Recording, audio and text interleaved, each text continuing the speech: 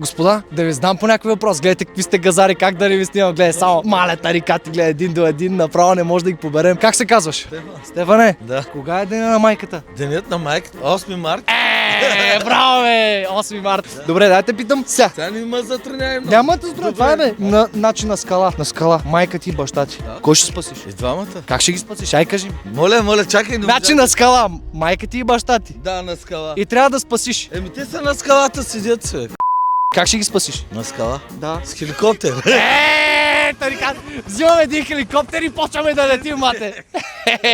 Добре, значи сега виж, какво ще купиш на майка си? Обичайното цветя такива. Парфюмче и това. Бащите, къде ги оставихме? Бащите водка, бе, братле. Алкохол, нали, това е най-доброто. Виж сега, имаш възможност да кажеш нещо на майка си на камерата. Мамо, обичам те, ти си Аз човека. също. Ами защо той ме е създал, разбира. Добре, сега, бащата, майката и не я обичаш, нали така? Страшни газари сте, момчета, благодаря ви много. Всичко добро, И вие. братленце.